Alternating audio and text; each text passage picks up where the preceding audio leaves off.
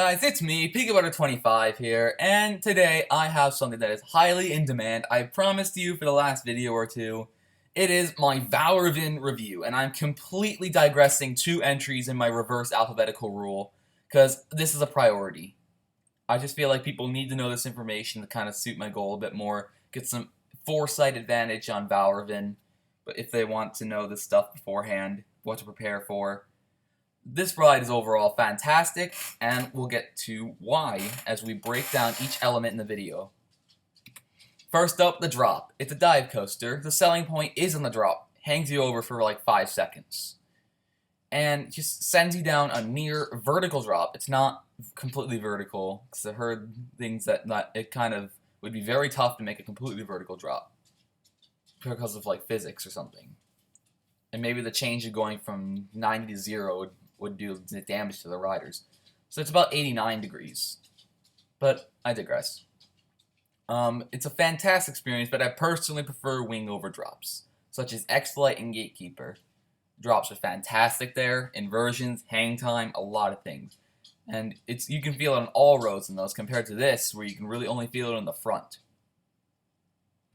Intensity. B&M has not been lately making intense coasters. In the 90s, they made coasters that make it gray out for the entire thing, such as Kumba, Raptor, Afterburn, and Montu. Mostly floorless sit-downs and inverts, especially old-fashioned inverts. More recently, B&M has not been focusing as much into intensity, but more into like numbers and stuff, which results in coasters like this and Banshee. And dive coasters aren't too intense to begin with, anyway. Yeah, so considering the hang time inversions, the large imposing inversions, the wicked drop, for lack of a better term, considering that it's overall above average intensity, 6 out of 10, and the drop was a 9 out of 10, if you didn't read. Duration. Valravn, depending on which point you start, lasts anywhere from 55 to 65 seconds. I said 60 to 65, but I figured halfway through my first recording that, I could probably start at a 3rd place. I started right as it disengaged from the lift hill, so basically just a few seconds for where the train is right now in the picture. I counted the 90 degree or 180 degree turnaround or something. I counted that into the ride experience. If you cut that out, it's about 60 seconds flat, which that'll take you from the lift hill stall to the brake run. And if you don't count the brakes, the drop stall, then, well, that might shave 10 seconds off the entire thing. It'd be like 55 seconds. And the mid-course brake run puts you to a crawl, so that kind of lengthens the experience a bit. Might give the sensation that you're going to be diving again,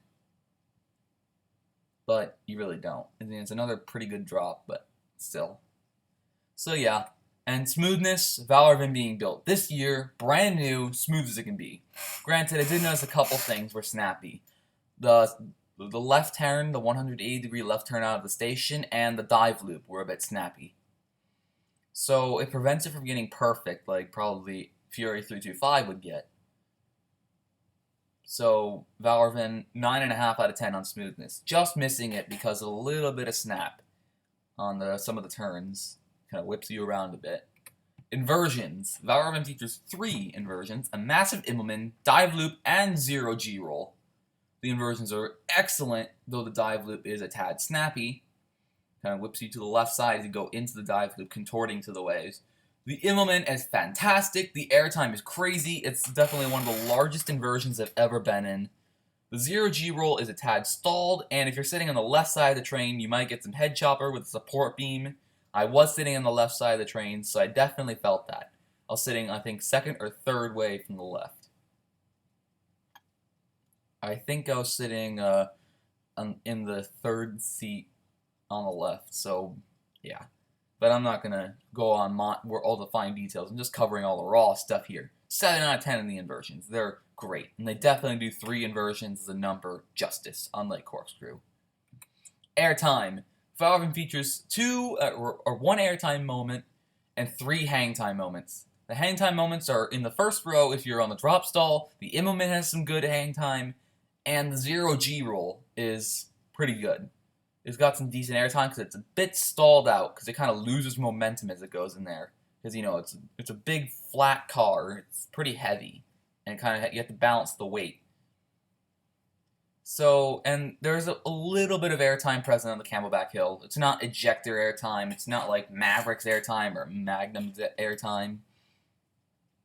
You don't really go flying out of your seat, but just a little pop of airtime to end the ride. I'd probably give it a 3 if it was just the airtime there. But with including the airtime, I'd give it the equivalent of average, or including the hang time, I'd give it the equivalent of average airtime. 5 out of 10. Restraints. Valravn features B&M vest restraints, which are some of the most comfortable over-the-shoulder restraints around. In my opinion, though, the Intamin soft restraints present on coasters such as Stormrunner, Intimidator 305, Fahrenheit, and Maverick, especially, are personally better. They do not cause a lot of head banging, unlike if you were using standard B&M old school invert restraints, and they overall just limit it. However, they can be a bit tight on your shoulders if you haven't ridden anything with B&M vest restraints. They can be tight on your shoulders if you stretch them out and move them back. They kind of lock into place, you can't really move your shoulders. It's not too bad on the ride, but if you're waiting on the brake run or on the station, it's kind of annoying. Theming. Valravn's entrance and exit gift shop have a medieval or Nordic-like theme. And it's noticeable, but it's not too detailed. It's mostly just exterior theming. There's pretty much no theming on the ride. So yeah, there's not too much. I'd say that Banshee would be better themed than this. And it's still decently themed. Better themed than like Rougarou, Gatekeeper, or more first level noticeable themed. I feel like Rougarou has a bit of deep level theming, so does Gatekeeper. Millennium Force and Magnum might be some deep level theming. Yeah, but it's got decent theming. Probably about as themed as Maverick. Maybe a bit more. I'm gonna just stop comparing. And overall, the total score is 54.5 out of 80. The average score is a 6.8125 out of 10. I could not find a lesser fraction for that.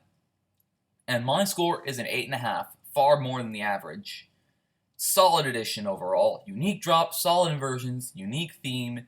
Though they could have done better. They could have added a more diverse coaster. Mainly a flying coaster.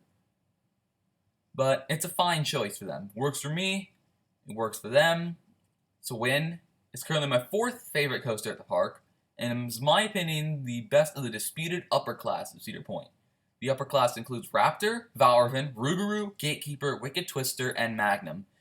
The extraordinary ones are being top class, which is Maverick, Top Throw Dragster, and Millennium Force. So yeah, that's all of that. I'd like to say that this has been my Valravn review. Stay a little longer to look at these scores. And if you haven't been on it, it's a great ride. I highly recommend it, though the queue can be a bit ridiculous because it's new. And if you have been on it, how was your experience? I'd like to know, because I know there's different experiences depending on the day. Sometimes it might be running rough or smooth or intense or not. All sorts of things. So yeah, if you guys enjoyed the video, then, well, be sure to share it. I mean, if you like the video by yourself, that's fine. I'm not encouraging you to do anything, because I'm not that type of guy. Yeah, overall. So yeah. Let's just hope the rest of June goes well for all of you guys. We're almost at the end of June, which is amazing. We're almost halfway through 2016 and already a third of the way through the summer. And that's kind of sad if you think about it, but still. Probably in about a month's time, I will be going to Six Flags New England. We're still working that out with the other side, the family in Boston. But they say they will try their hardest to accommodate me. They've never been there before, and so have I, so it's going to be a unique experience. But yeah, overall, I really hope you guys have enjoyed this video, and as always, I wish you guys peace.